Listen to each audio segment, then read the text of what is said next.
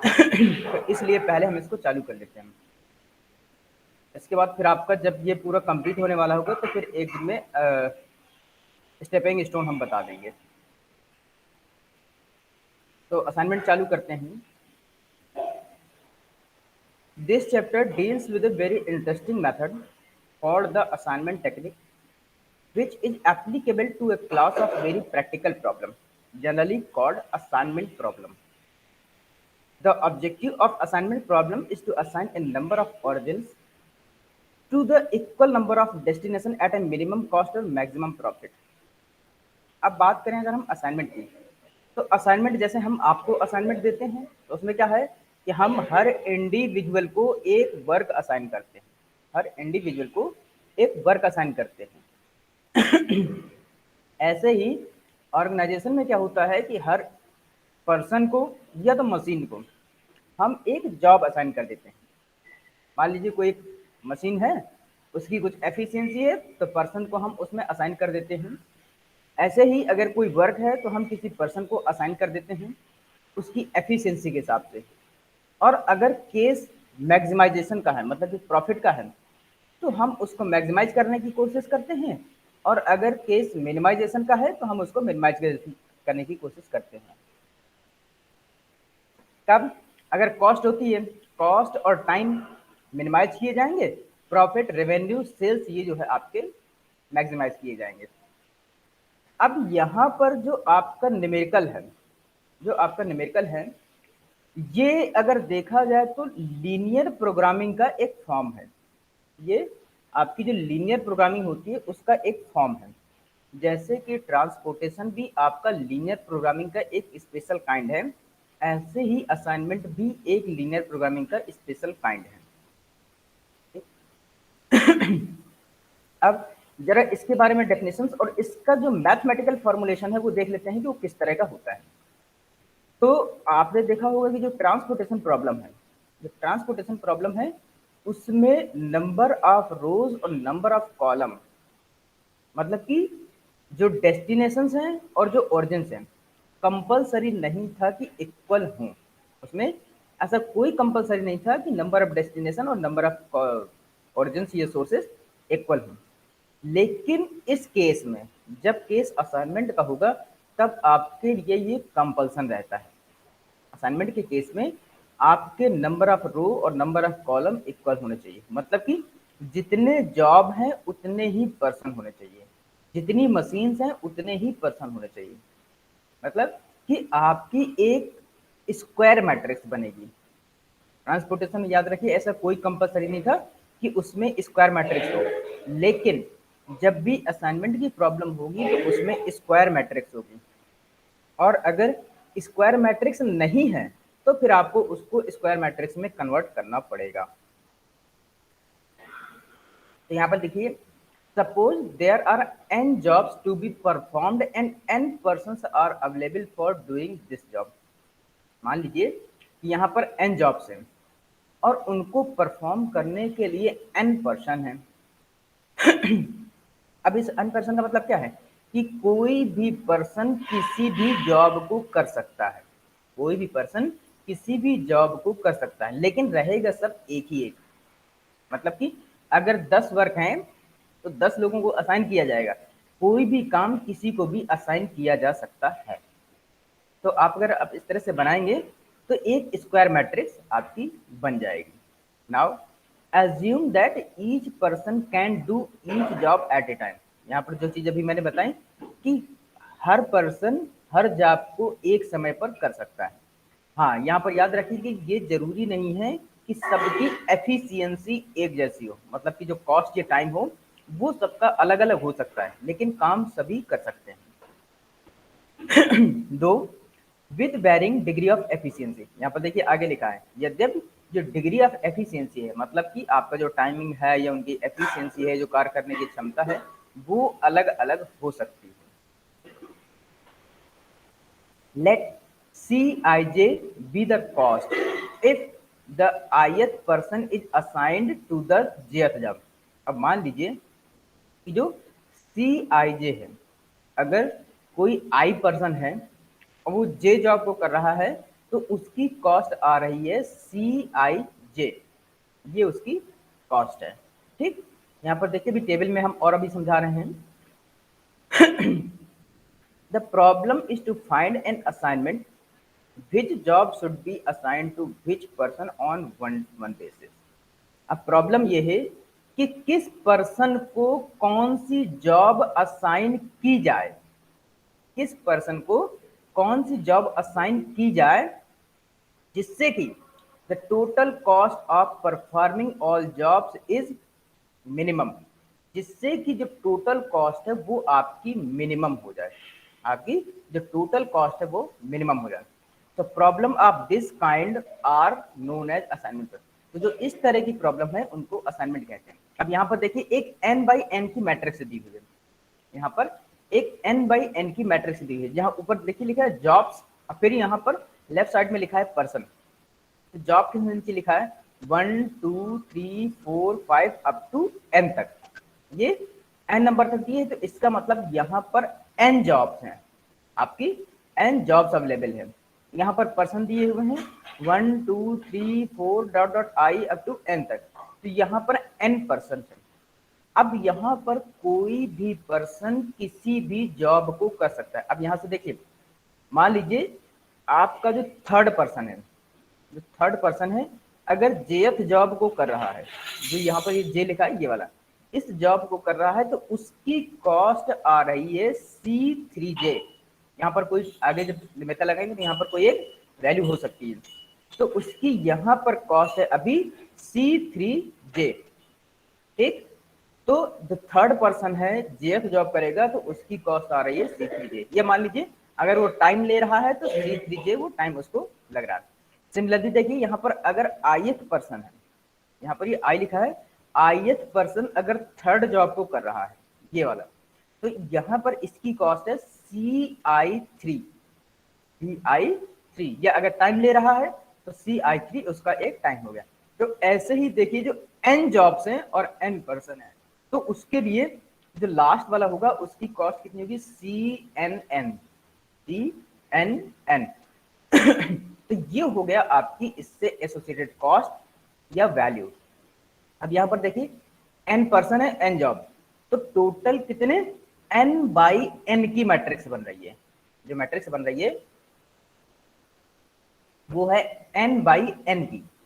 ठीक है ना, तो n बाई n का मतलब स्क्वायर मैट्रिक्स। याद रखिएगा जब भी अगर आपका असाइनमेंट का न्यूमेरिकल है अगर उसमें स्क्वायर मैट्रिक्स नहीं है तो आप उसको पहले स्क्वायर मैट्रिक्स में कन्वर्ट करेंगे, उसके बाद सॉल्व करेंगे। ठीक है ना, क्योंकि आपका असाइनमेंट में हमें हमेशा n बाई n की मैट्रिक्स ही चाहिए। अगर n बाई n की नहीं होगी तो फिर उसको आपको बैलेंस करना पड़ेगा। ये इसका देखिए मैथमेटिकल फॉर्मुलेशन है जो आपके सिलेबस का है, जो मैथमेटिकल फॉर्मुलेशन, उसमें क्या है, mathematically the assignment problem can be stated as, कैसे लिख सकते हैं उसको, मिनिमाइज जेड। अब यहाँ पर ये केस मिनिमाइजेशन का भी हो सकता है या मैक्सिमाइजेशन का होता है, तो हमने यहाँ पर मिनिमाइजेशन जेड लिख दिया। Z equal to summation of I equal to N, ये किसका है, पर्सन से रिलेटेड है, ये आपका पर्सन है। फिर and into summation of j equal to 1 to n, j equal to 1 to n। फिर अंदर है Cij into xij, Cij into xij। इसका मतलब क्या है, Cij वो कॉस्ट एसोसिएटेड है, ये वो एसोसिएटेड कॉस्ट है जो कि ith पर्सन jth जॉब को करने में ले रहा है। Cij आपकी वो कॉस्ट है जो ith पर्सन jth जॉब को परफॉर्म करने में लग रही है। Xij क्या है, Xij वो पर्सन है, Xij वो ith पर्सन है जो jth जॉब को परफॉर्म कर रहा है। जो Xij है वो ith वो पर्सन है जो jth जॉब को कर रहा है। अब इसका अलग अलग देख लीजिए, अगर Xij को जो ith पर्सन है अगर jth जॉब असाइन कर रही है किया जा रहा है तो उसकी जो कॉस्ट ये वैल्यू होगी वो होगी 1, मतलब यहाँ पर उसकी कुछ वैल्यू है। अगर उसको ऐसा नहीं है, मान लीजिए कि आप उसको आई जब को कोई भी जॉब असाइन नहीं कर रहे हैं, हम कोई भी वर्क असाइन नहीं कर रहे हैं, तो उसकी कॉस्ट होगी जीरो, उसकी कॉस्ट होगी जीरो। यहां पर आगे देखिए क्या लिखा हुआ, j equal to 1 to n x I j equal to 1, one job is done by the ith person, मतलब कि एक जॉब ith पर्सन द्वारा कंप्लीट की जा रही है। यहां पर सिमिलरली आगे देखिए, I equal to 1 to n x I j equal to 1, only one person should be assigned the jth job, मतलब कि कोई भी जॉब है केवल एक ही पर्सन को असाइन की जा सकती है। इन चीजों को थोड़ा ध्यान रखिएगा, जो कंडीशंस होती हैं जब भी आप न्यूमेरिकल लगाते हैं, तो जो उसके लिमिटेशंस या कंडीशंस होती हैं उनको हमेशा आपको फॉलो करना पड़ता है। अगर आपको रूल अच्छे से आते होंगे तो आपके लिए न्यूमेरिकल आसान हो जाएंगे।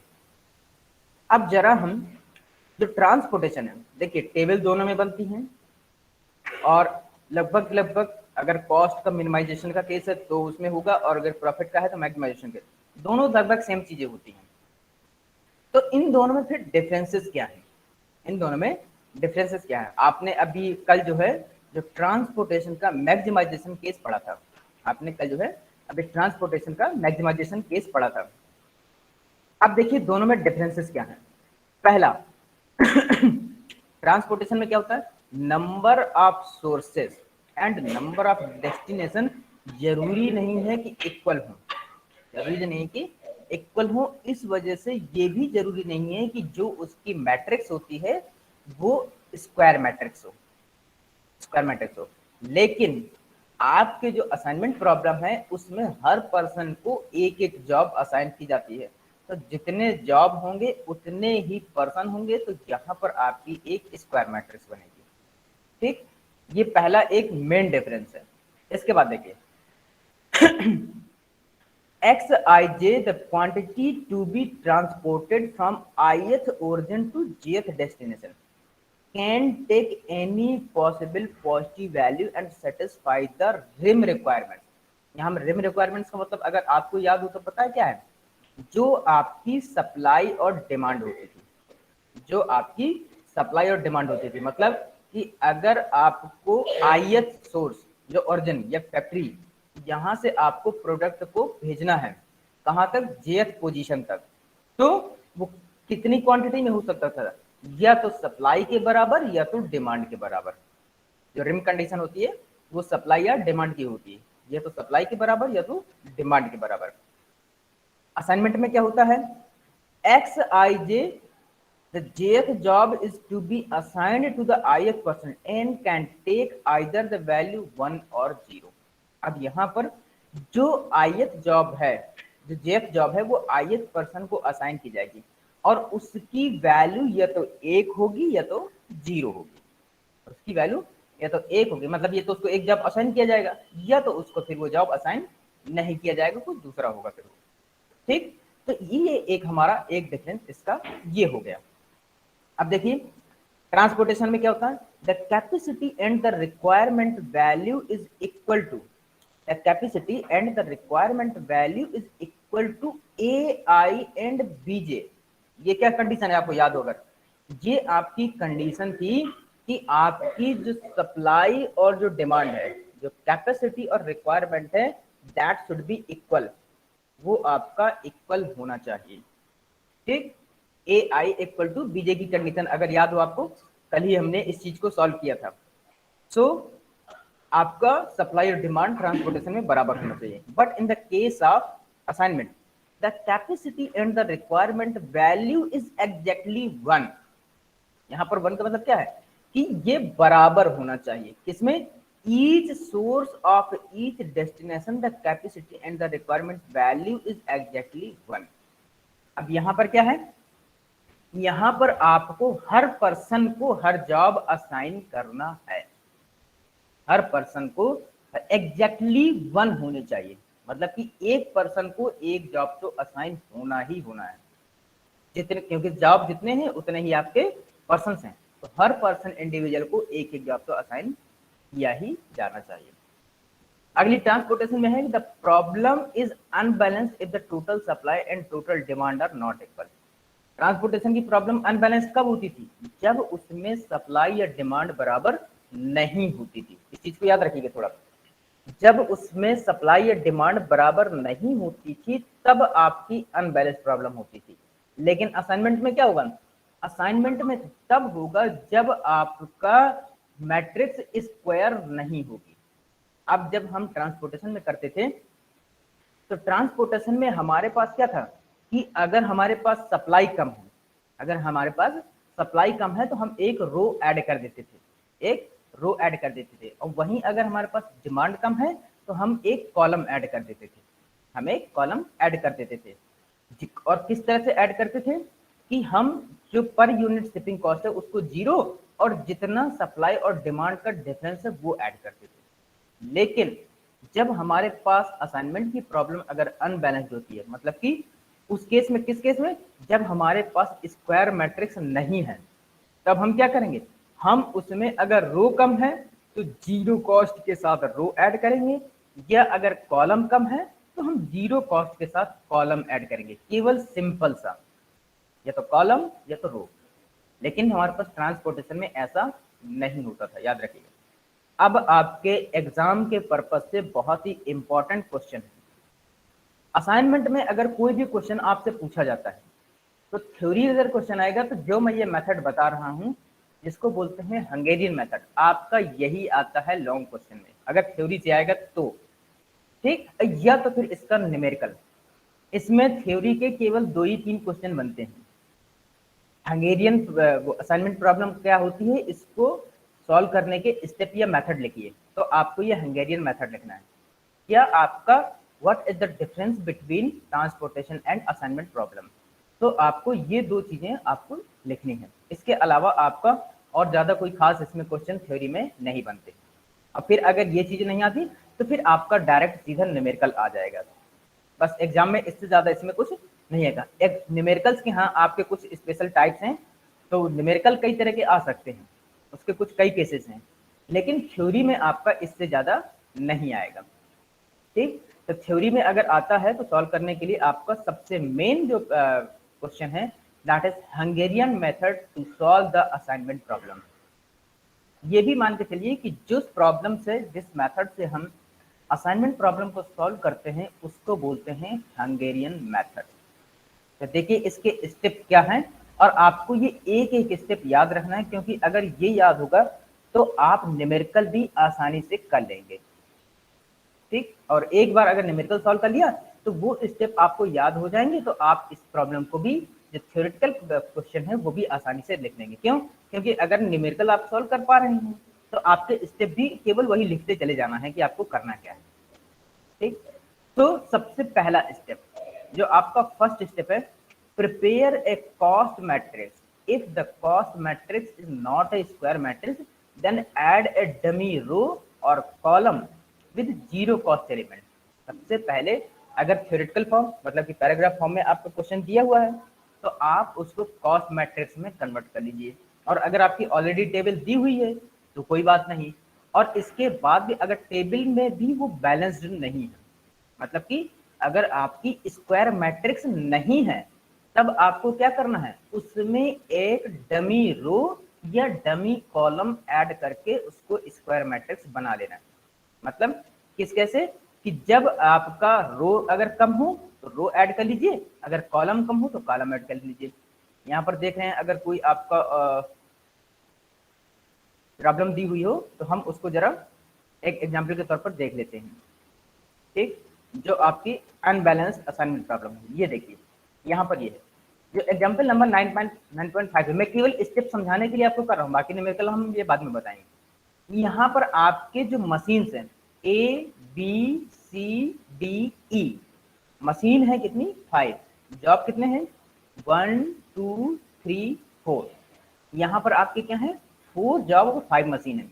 इसका मतलब कि ये यहाँ पर आपके 5 और 4 है, 5 and 4। तो ये आपकी एक अनबैलेंस्ड असाइनमेंट प्रॉब्लम, ये एक अनबैलेंस्ड असाइनमेंट प्रॉब्लम है। इसमें क्या है, एक कॉलम आपका ज्यादा है, एक रो कम है, तो आप यहाँ पर क्या करेंगे, एक रो ऐड कर देंगे नीचे से। कौन सी? जॉब लिखेंगे 5, जॉब 5 और 0 0 0 0 0 इस तरह से कर देंगे। देखिएगा अगले टेबल में ये रहा, देखिए जो मॉडिफाइड मैट्रिक्स है आपकी 5 लिख करके फिर 0 0 0 0 0, ये क्या बन गई आपकी एक बैलेंस्ड या स्क्वायर मैट्रिक्स। अब ये एक स्क्वायर मैट्रिक्स हो गई है। अब ये आपकी असाइनमेंट प्रॉब्लम आपकी जो स्टैंडर्ड फॉर्म में है उसमें आ गई। ठीक, तो ये आपका पहला स्टेप है। आपका ये पहला स्टेप है, क्या? Prepare a cost matrix. If the cost matrix is not a square matrix then added dummy row और column with zero cost element, जैसा कि हमने अभी दिखाया। Now subtract the minimum element in each row from all the elements of the respective row। अब क्या करना है आपको, हर रो से, हर रो में आपको एक मिनिमम एलिमेंट सेलेक्ट करना है। हर रो में आपको एक मिनिमम एलिमेंट सेलेक्ट करना है और उस मिनिमम एलिमेंट को उस पूरी रो से घटा देना है। उस मिनिमम एलिमेंट को उस पूरी रो से घटा देना है। यहां पर देखते हैं, मान लीजिए ये आपकी एक स्क्वायर मैट्रिक्स दी हुई है 5x5 की। तो देखिए जो पहला एलिमेंट है कहां से है, यहां से है 10 3 3 2 4। ये ऊपर जो लिखा है वो तो जॉब लिखे हैं 1 2 3 4 5 वो जॉब है, और ABCDE ये आपकी मशीन है। ठीक, तो यहाँ पर देखिए 10 3 3 2 8, तो सबसे मिनिमम इसमें कौन सा है 2। यहाँ पर सबसे मिनिमम है 2, तो इस पूरी रो से हम 2 को घटा देंगे। कितना, देखिए 10 - 2 8, 3 - 2 1, 3 - 2 1, 2 - 2 0, 8 - 2 6। तो ये आपने देखा क्या कि इसमें हमने पूरी रो में से हमने जो मिनिमम एलिमेंट था उसको सब्ट्रैक्ट कर दिया। सिमिलरली दूसरे वाले में भी यही करेंगे। ठीक है ना, तो यहाँ पर देखिए 9 7 8 2 7, यहाँ पर भी सबसे मिनिमम कौन सा है 2, तो 9 - 2 7, 7 - 2 5, 8 - 2 6, 2 - 2 0, 7 - 2 5। देखिए ये लिख दिया। ऐसे ही आपको क्या करना है, सारी रोज में से जो मिनिमम एलिमेंट सेलेक्ट करना है उसको घटा देना है। तो ये हो गया आपका कौन सा second step, subtract the minimum element in each row from all the elements of the respective row। अब आगे further modify the resulting matrix by subtracting the minimum element of each column from all the elements of the respective।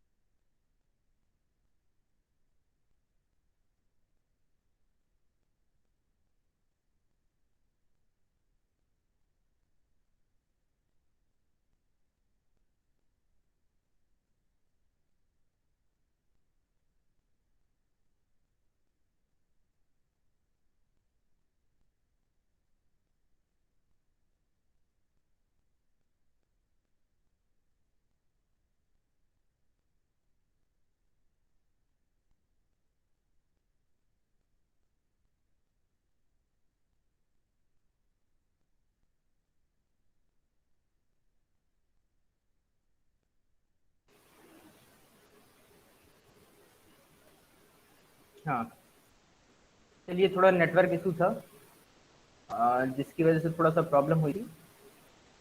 आगे चलते हैं।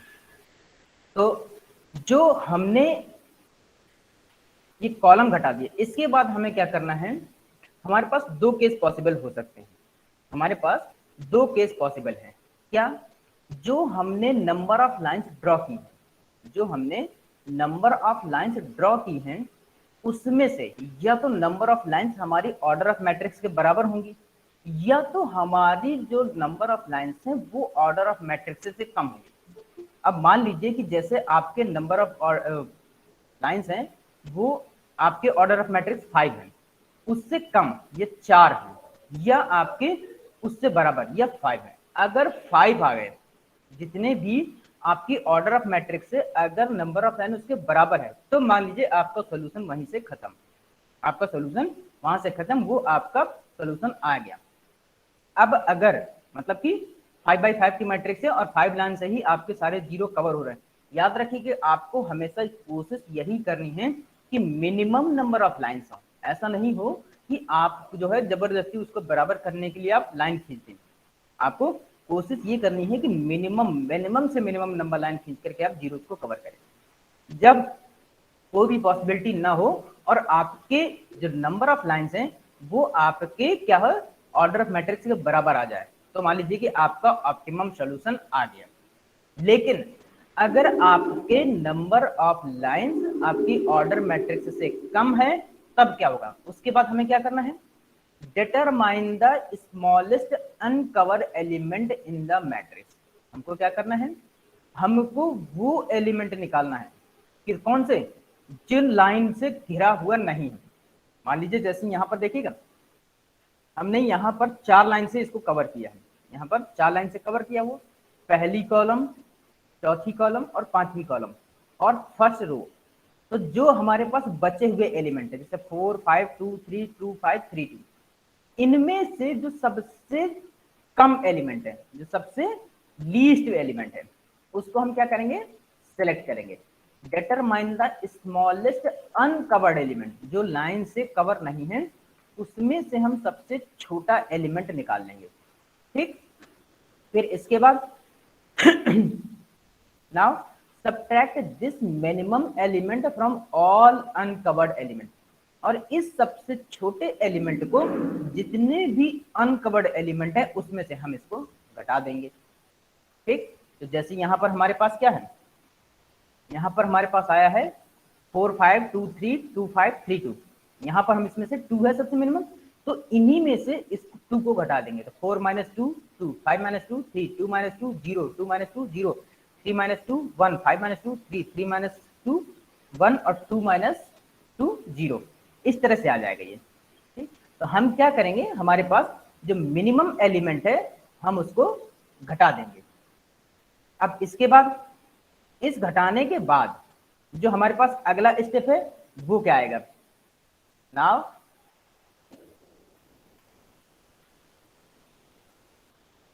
जो intersection है, जो lines का intersection है। अब लाइंस का इंटरसेक्शन देखिए, यहां पर मैं दिखा रहा हूं, जैसे आपका ये आ रहा है कहां पर, सबसे पहले वाले पर, सबसे पहले वाले पर, ये देखिए 7 पर, 4 पर और इस 0 पर। ये जो यहाँ पर लाइन का इंटरसेक्शन होता है, वहां पर हम इस जो मिनिमम एलिमेंट था उसको ऐड कर देंगे। अनकवर्ड में तो हमने इसको घटा दिया था, जहां पर इंटरसेक्शन, तो यहाँ पर क्या 7 + 2, यहाँ पर 0 + 2 और यहाँ पर 4 + 2, यहाँ पर इस मिनिमम एलिमेंट 2 को हम ऐड कर देंगे, इसको ऐड कर देंगे। ठीक, तो अब हमारे पास जो भी टेबल आएगी, अब हमारे पास जो भी टेबल आएगी वो हमारी अगली मॉडिफाइड मैट्रिक्स हो जाएगी। अब ये हमारे पास अगली मॉडिफाइड मैट्रिक्स हो जाएगी।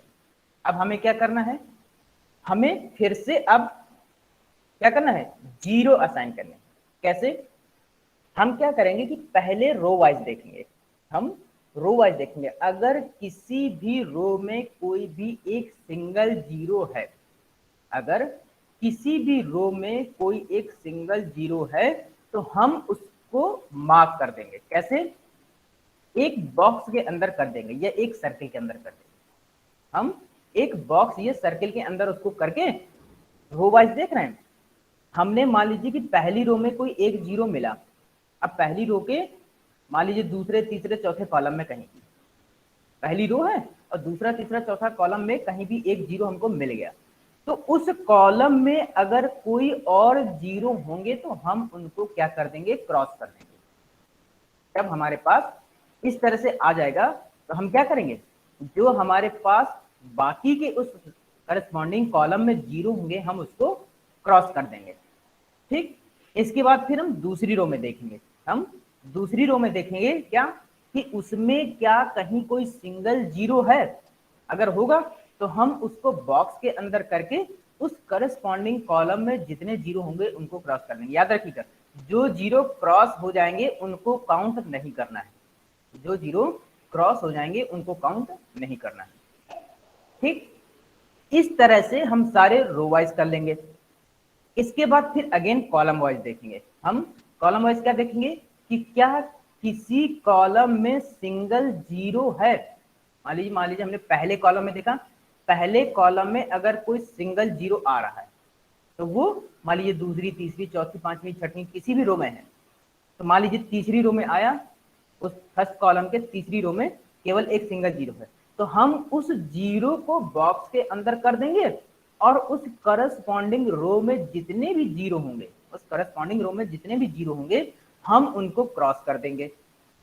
ठीक, इसके बाद हमें क्या देखना है, हम देखेंगे कि हमारे पास कितने जीरो बॉक्स के अंदर आए हैं, मतलब कि हमने कितने जीरो को असाइन किया हुआ है।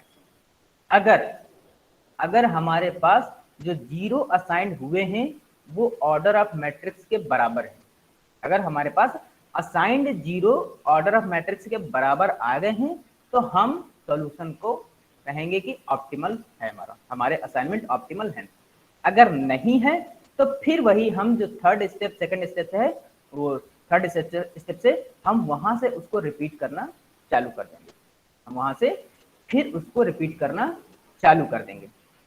और इस प्रोसेस को हम तब तक करेंगे जब तक कि हमारे हर रो में एक एक जीरो असाइंड ना हो जाए, एक एक जीरो असाइंड ना हो जाए, तब तक हम इस प्रोसेस को करते रहेंगे। ठीक, अब जरा हम इसका एक एग्जाम्पल देख लेते हैं, हम इसका एक एग्जाम्पल देख लेते हैं। देखिए हमारे पास ये एक मैट्रिक्स दी हुई है, हमारे पास ये मैट्रिक्स दी हुई है जो 5x5 ऑर्डर्स की है, जो 5x5 ऑर्डर्स की है। नाउ सबसे पहला हमने क्या किया, रो वाइज हमने सबसे मिनिमम एलिमेंट देखा, तो रो वाइज हमारे पास है यहाँ पर 2। ठीक, तो हम इस 2 को पूरी रो में सब्ट्रैक्ट कर रहे हैं, 10 - 2, 3 - 2, 3 - 2, 2 - 2, 8 - 2। तो देखिए क्या आ गया, 81106। दूसरे में भी देखें तो 2 है सबसे कम, तो इसको भी सब्ट्रैक्ट करेंगे तो हमारे पास आ जाएगा 9 - 2 7, 7 - 2 5, 8 - 2 6, 2 - 2 0 और 7 - 5 2। इस पूरी रो में से हमने सारे एलिमेंट को मिनिमम घटा लिया। अब यहाँ पर जो लास्ट वाला है, लास्ट में देखिए सबसे जो मिनिमम एलिमेंट है वो कौन सा है, 6 है, वो 6 है। तो यहाँ पर देखिए 9 - 6 3, 10 - 6 4, 9 - 6 3, 6 - 6 0 और 10 - 6 4, ये आ गया। ठीक, अब हमको क्या करना है, अब हमको कॉलम वाइज सब्ट्रैक्ट करना है, कॉलम वाइज हमको सब्ट्रैक्ट करना है। तो देखिए जब हम कॉलम वाइज सब्ट्रैक्ट कर रहे हैं तो इस पूरे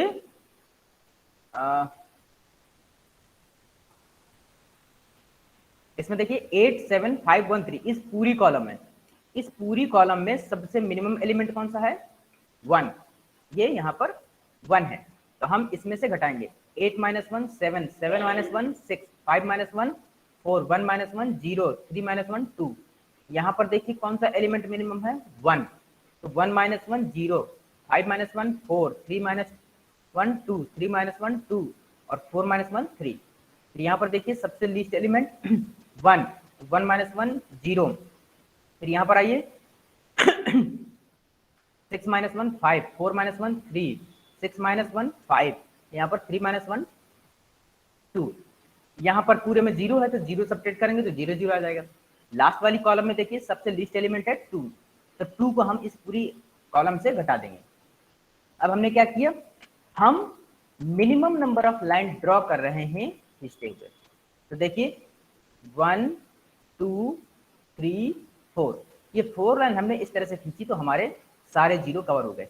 हम अभी तो इसको एग्जाम्पल के तौर पर बता रहे हैं, कल हम इसको एक और प्रॉपर न्यूमेरिकल लेंगे, इसको फिर सॉल्व करेंगे हम लोग एक्सेल में, ठीक। इसके बाद अब यहां पर जहां जहां लाइन का इंटरसेक्शन है, देखिए कितनी लाइन आई है, एक तो पहली रो में है और 3 कॉलम में है। कौन कौन सा, फर्स्ट में, फोर्थ में और फिफ्थ में, और सारे जीरो हमारे कवर हो गए हैं। तो हमारी ऑर्डर ऑफ मैट्रिक्स कितनी है, 5, और हमारे पास लाइन कितनी है, 4। तो इसका मतलब कि हमें अभी प्रोसेस को और आगे करना है। तो हम क्या करेंगे, अनकवर्ड एलिमेंट कौन कौन से हैं, 4 5 2 3 2 5 3 2, इसमें से जो सबसे मिनिमम एलिमेंट है हमने उसको सेलेक्ट कर लिया। किसको, 2 को। 2 को हम जितने भी अनकवर्ड एलिमेंट्स हैं उसमें से हम इसको घटा देंगे, हम उसको घटा देंगे। तो देखिए 4 minus 2, 5 minus 2, 2 minus 2, 3 minus 2, 2 minus 2, 5 minus 2, 3 minus 2 और 2 माइनस 2, ये आ गया। और जहां पर लाइंस का इंटरसेक्शन है, कहां पर, 7 0 4, यहां पर हम इस 2 को ऐड कर रहे हैं। तो देखिए हमारे पास जो अगली टेबल आ जाएगी वो क्या आएगी, ये रही। यहां पर देखिए 9 0 0, ये इस तरह से हमने कर लिया। अब हमें क्या करना है, हमें ये करना है कि हर रो वाइज और कॉलम वाइज देखना है। तो बात देखिएगा पहले, अभी इसमें थोड़ा सा प्रॉब्लम होगी समझने में। पहली रो में हमारे पास 2 एलिमेंट हैं, हम इसको छोड़ देंगे, हम इसको छोड़ देंगे, हम इसको भी असाइन नहीं कर रहे हैं, याद रखिएगा। दूसरी रो में केवल एक जीरो है, ये किस कॉलम में, फोर्थ में। तो हम इसको सर्कल के अंदर या बॉक्स के अंदर मार्क कर दिया, और इस कॉलम में जितने भी जीरो हैं, यहाँ पर कितने, 3 जीरो थे, 1 2 3, हम इसको क्रॉस कर देंगे, ठीक। हमने इसको क्रॉस कर दिया। अब हमारे पास तीसरी रो में आते हैं, तो एक जीरो यहाँ पर है, एक जीरो यहाँ पर है, एक जीरो यहाँ पर है, हम इसको भी तीसरी रो छोड़ देते हैं। फिर फोर्थ रो में आते हैं, तो फोर्थ रो में जब आएंगे हमारे पास, तो देखिएगा एक जीरो यहाँ पर है, यहाँ पर भी है, यहाँ पर भी है, यहाँ पर भी है, तो हम इसको भी छोड़ देते हैं। फिफ्थ रो में आते हैं, तो फिफ्थ रो में देखिएगा केवल एक ये वाला सिंगल जीरो मिल जाएगा। क्यों, क्योंकि ये वाला ऑलरेडी क्रॉस हो चुका था, ये वाला ऑलरेडी क्रॉस हो चुका था। तो फिर हम क्या करेंगे, हम इसमें से केवल इस वाले को असाइन कर देंगे, और ये बात इस कॉलम में सबसे ऊपर एक जीरो था, क्योंकि हमने इस रो में किया है, तो इस कॉलम वाले को हम क्रॉस कर देंगे। तो हमारे पास कितने, 2 आ गए हमारे पास, एक तो ये सेकंड में और एक ये फिफ्थ में।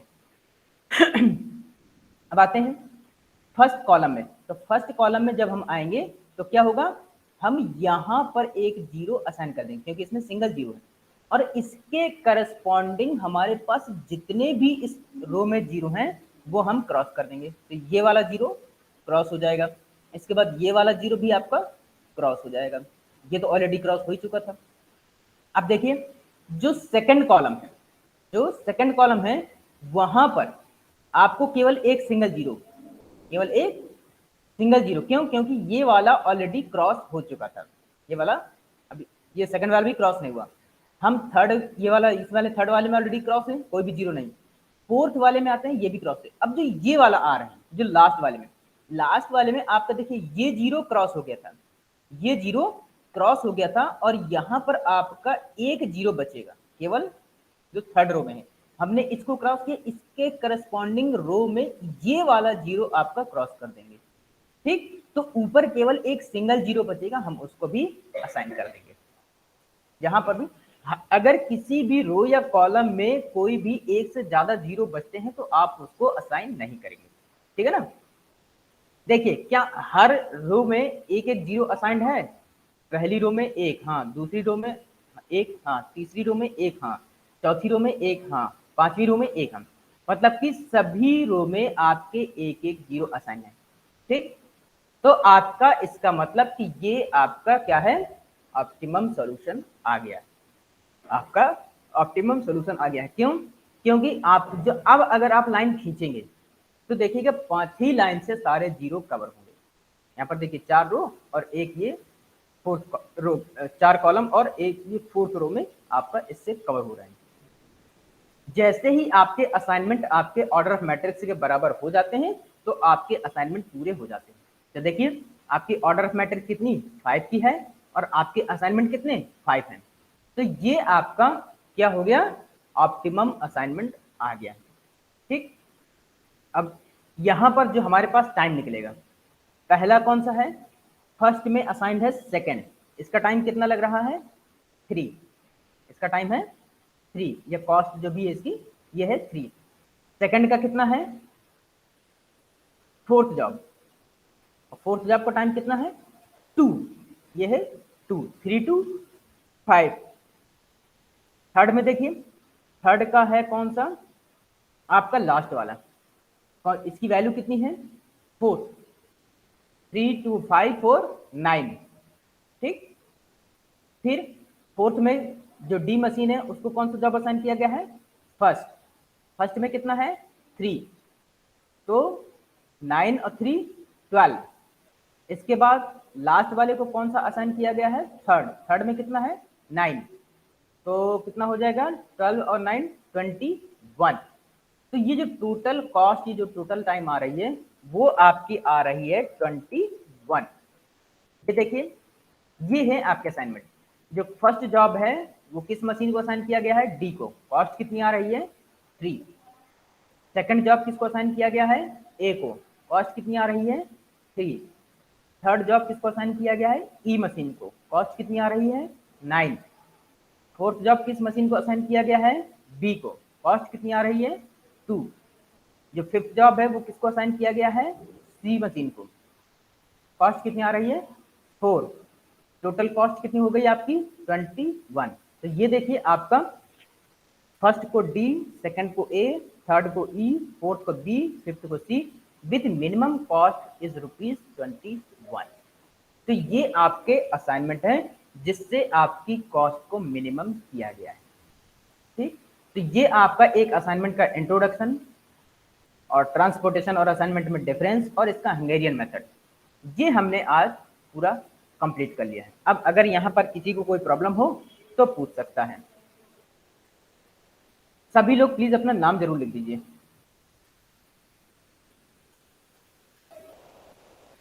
सभी लोग अपना नाम लिख दीजिए।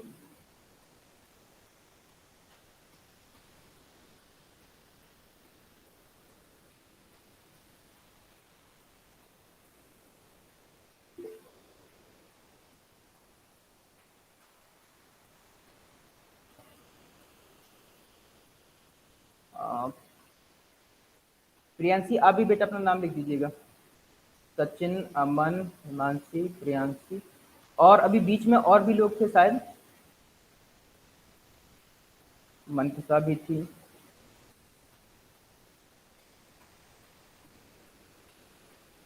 और मंतसा के अलावा अमित, अमित भी था, और निष्ठा, और कौन था, बस मुझे इतना याद है। अर्पिता थी शायद, अर्पिता। चलिए, thank you to all of you, see you tomorrow.